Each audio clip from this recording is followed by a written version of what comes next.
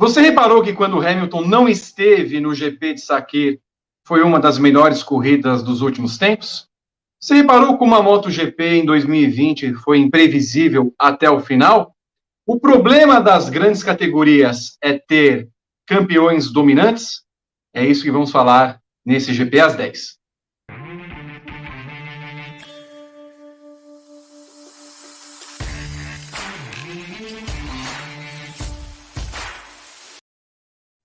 Olá, amigos do Grande Prêmio, tudo bem com vocês? Deixo já minha mensagem para vocês curtirem esse vídeo, ativar as notificações do canal, se inscrever, claro, primeiramente, se não se inscreveram, sempre é muito importante. Estou hoje com Natália de Vivo para falar a respeito do que acontece nas duas principais categorias do automobilismo e do motociclismo, né? Uma de cada. Fórmula 1 e MotoGP em 2020, Natália de Vivo, mostraram uma coisa interessante para nós. Quando não teve Hamilton, o GP de Sakir foi emocionante e as pessoas se empolgaram para ver George Russell com o carro 63 da Mercedes. E desde o começo, quando Marc Marquez não esteve na temporada 2020, um monte de gente venceu, ninguém sabia quem ia ser o campeão, e só nas últimas etapas, Joan Mir conseguiu o título de 2020. É sobre isso que vamos falar, Natália, e queria que você já me trouxesse opinião para você depois discorrer à vontade. O problema delas é ter campeões muito bons, eles precisam acabar, Natália de Vivo.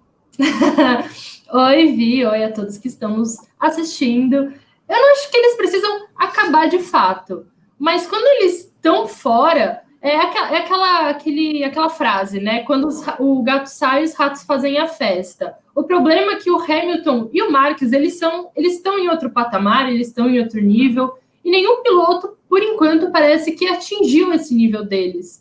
Então, quando eles estão fora, as coisas ficam mais niveladas, ficam ali mais de igual para igual. Por isso que a gente teve aí um GP de Sakir doido, super divertido de se assistir. A gente teve uma temporada da MotoGP com 9 vencedores diferentes, 5 deles sendo inéditos. Então, assim, eles não precisam acabar, óbvio, porque eles fazem parte do esporte, o que torna um esporte de tão alto nível assim. Mas quando eles deixam de aparecer, quando eles têm problema, o que for, torna tudo mais divertido, obviamente. Natália, o que eu achei interessante no final de 2020, nós estamos vendo aí a sócio do Russell na Fórmula 1, foi quando anunciaram a volta do Hamilton para o GP de Abu Dhabi. Abu Dhabi, como soubemos, é uma corrida horrível, né? Muito, muito ruim, muito aquém do que a Fórmula 1, por exemplo, entregou esse ano, mas houve uma grita nas redes sociais do tipo, nossa, eu não vou nem querer ver a corrida porque o Russell não vai disputar, até porque aconteceu pelo Russell não ter vencido em o GP de Sakir quando havia dominado a primeira parte. Então, do lado da Fórmula 1, nós temos um heptacampeão que é dominante, que foi uma figura central para não só na Fórmula 1, né, como figura global em termos de defesa de direitos humanos, contra o racismo, mas que na pista as pessoas estão um pouquinho cansadas de ver o domínio do Hamilton e por isso também se manifestaram a favor de Russell no final do ano, né, Natália? Sim, é bastante divertido isso, porque, né, a comunidade da Fórmula 1 no Twitter chama F1TT. E é incrível. Ninguém lá tem opiniões que sempre são opiniões divergentes, mas quanto ao Russell, é sempre uma unanimidade, todo mundo quer ver. E é legal a gente ver, por exemplo, do final de semana, que teve, né, o GP de Abu Dhabi, a final da temporada, mesmo o Hamilton voltando de Covid, falando que ele não estava bem, ele foi e ainda conseguiu terminar no pódio, terminou na 3ª colocação.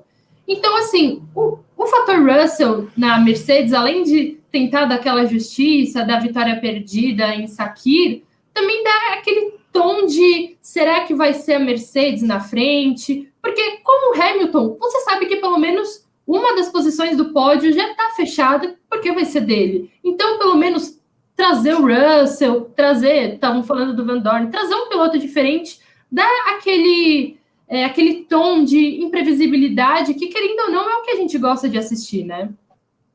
Sem dúvida nenhuma, que foi o que aconteceu na MotoGP esse ano, né, Natália?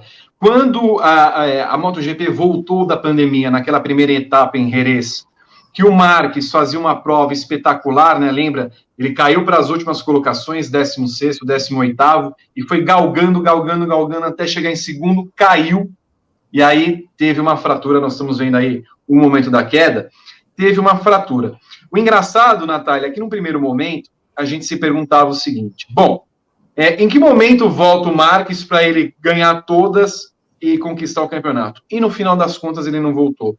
E a cada domingo de corrida, um vencedor diferente, que nos fazia perguntar, estamos diante do melhor campeonato que a MotoGP entregou nos últimos tempos? Campeonato propriamente dito, né? Porque nunca houve uma disputa nos últimos anos. O Marques e o seu problema proporcionaram isso, colocaram o Quartararo como o favorito e, no final das contas, o substituto natural do Marques fracassou miseravelmente. Sim, sem dúvida. A gente até vê, né? O Mir, ele ganhou o João Mir, ele foi campeão com uma etapa de antecedência e mesmo assim foi super divertido, porque antes, nas etapas, nos campeonatos anteriores, se o título era definido com 2, 3 etapas de antecedência, é porque o Marques tinha dominado tudo. E esse ano não, esse ano foi completamente diferente. Sem o Marc Marques, que chega só na primeira ou na segunda colocação, a gente teve aí mais posições de pódio que podiam ser disputadas, até que a gente viu 15 pilotos diferentes subindo nos 3 degraus ao longo do ano. A gente viu aí 5 vencedores inéditos, até mesmo quando um vencedor repetiu, por exemplo, o Oliveira, o Morbidelli, o próprio Quartararo, não é aquela coisa tipo, ele venceu de novo. Foi tipo, caramba, que legal, ele venceu de novo. Então, a ausência do Marc Marques tornou as coisas também totalmente imprevisíveis, assim como o GP de Sakiro da Fórmula 1. Porque sempre, por exemplo, se a gente pegar como base o ano passado, que o Marc Marques, tirando o GP da América, venceu ou chegou em segundo em todas as corridas. Esse ano a gente não tinha como prever quem que ia vencer, quem que ia... Talvez uma corrida ou outra, por exemplo, o GP da Áustria, que o Dovizioso venceu, né? Já sabia, porque ele manda bem no circuito, mas é improvável a gente conseguir apostar até mesmo em quem ia chegar no top 3. Isso tornou as coisas muito mais legais. Natália, tem quem veja, o Flávio Gomes sempre fala isso, que os períodos de dominação de uma equipe, um piloto, são importantes e são valiosos porque determinam pontos importantes na história. Como foi com Schumacher, como foi com Senna, como foi com Fangio, como na MotoGP foi com Valentino Rossi. Como você vê isso? Você prefere um campeonato ou um período de tempo em que haja um piloto dominante, porque a reverência vai ser muito maior desse período de dominação, ou você prefere provas ou campeonatos, no caso de Fórmula 1 e MotoGP, como foram Sakir e a temporada 2020 da Moto? É difícil responder isso, porque se o cara tá lá dominando, se a equipe tá lá dominando, vencendo tudo, é porque merece. Ela foi a que tirou o melhor do regulamento, o melhor da moto, o melhor do carro, então é porque merece. Mas também, eu acho que é um pouco ilusório a gente achar que todo campeonato vai ser como foi da MotoGP, toda corrida vai ser do Sakir. É normal, é natural que tenha domínio ao longo dos anos, é normal, é esperado. Então, eu acho que faz bem, sim, para a categoria, porque, apesar de ser divertido de assistir e tudo mais, é bom ver também aquele cara que escreve a história, aquela equipe que vai ficar lembrada para o resto da vida, sabe? Sempre quando a gente pensar na Fórmula 1, a gente pensa no Schumacher, a gente pensa no Fangio, a gente pensa em nomes icônicos, a gente pensa na MotoGP, a gente pensa no Agostini, no Valentino Rossi. E esses caras, querendo ou não, eles ajudaram a construir a categoria o que ela é hoje. Pilotos tentaram se adaptar, equipes tentaram copiar, então elas acabam fazendo bem. Eu tenho a impressão que esse é um ponto muito importante que você toca, Natália, porque se a Fórmula 1 vai ser alguma coisa a partir desse momento, todo mundo vai lá para o Hamilton. A MotoGP, o que é hoje, você vê nos autódromos, que são as pessoas colocando o 46 quer dizer, não em 2020 no caso, as pessoas com o 46 em qualquer lugar, e mesmo aqui no Brasil, né? O que você vê de motociclista, motoboy, andando nas ruas com um adesivo 46 no capacete, ou até mesmo 93, não é tão raro encontrar. Sim, não é tão verdade. raro encontrar. Mas mesmo que o cara não acompanhe a MotoGP, não veja as corridas no domingo, né? ele tem a imagem do piloto 46, que é o Valentino, e eventualmente terá o 93, que é o Mark Marques, né? Os domínios marcam, no fundo, as nossas vidas. Sim, eles ajudam também a construir ídolos, né?